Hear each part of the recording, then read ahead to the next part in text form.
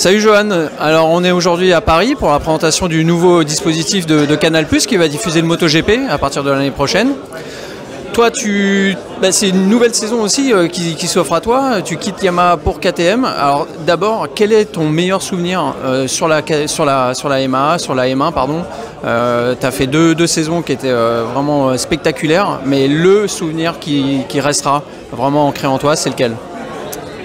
Eh bien, difficile, il y a eu de bonnes choses sur cette moto, de très bonnes sensations. Je pense que les meilleurs souvenirs restent quand même les podiums, il y en a eu plusieurs.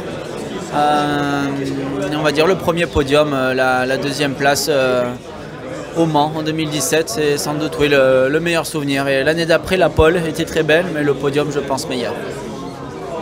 Alors aujourd'hui, tu deviens pilote d'usine pour KTM. Qu'est-ce que ce statut t'apporte par rapport à celui que tu avais chez Tech 3 l'année dernière ? Le statut de pilote officiel, c'est se donner les chances et les moyens d'être champion du monde, même si actuellement la marque est plutôt jeune en MotoGP et donc a une somme de travail à réaliser pour atteindre les objectifs. Mais en tout cas, le staff technique est là derrière et ça, c'est une étape importante pour se donner des objectifs clairs et se donner la chance de les avoir. On sait que quand KTM s'investit dans une catégorie, généralement ils ne mettent pas très longtemps à dominer ou en tout cas à gagner. En Moto 3 ils ont gagné, en Moto 2 ils ont gagné des courses, pas encore le titre. En MotoGP, quel est le planning entre guillemets qu'on t'a donné en termes de résultats? Difficile à dire.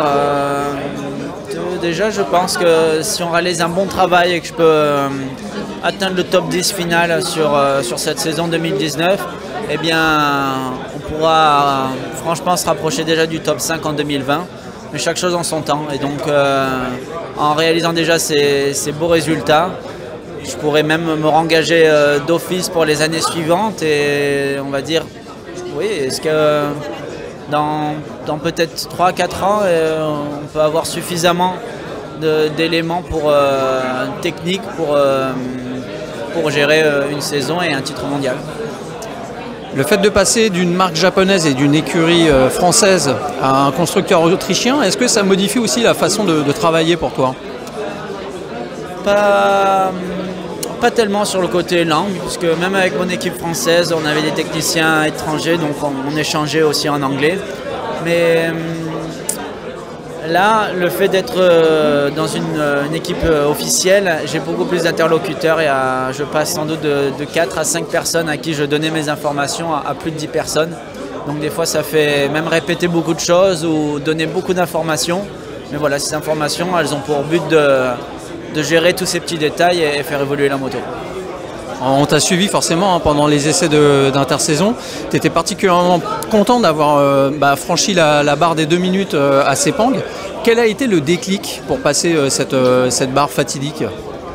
Il n'y a pas de déclic, hein. Ça vient progressivement, mais surtout que travailler pour d'abord me donner des sensations sur la moto et lorsque j'ai commencé à sentir ok, là je sens bien ma moto, je sens que dans tel et tel virage je pourrais faire plus, et bien ensuite on se concentre et on tente d'améliorer. On t'a entendu parler du train avant, notamment de la RC16 qui est différent de la Yamaha. En termes de pilotage, est-ce que c'est un gros effort pour toi de produire en termes de peut-être freinage, entrée de virage et puis le train arrière, tu n'en as pas beaucoup parlé non plus. Est-ce que c'est parce qu'ils sont similaires? Non, ce sont des motos différentes, mais après, voilà, je me suis beaucoup penché sur le train avant et les entrées de virage pour finalement relâcher mon corps. Là où il faut se concentrer et s'adapter, c'est pas tellement à révolutionner mon pilotage, mais à accepter que des fois il faut du temps pour atteindre ce que j'aimerais. Si mon naturel, mon pilotage m'a déjà amené à de beaux résultats, c'est signe qu'il y a des bonnes choses et qu'il ne faut pas tout changer. Ok, on te remercie beaucoup et on te souhaite un bon début de saison. Merci.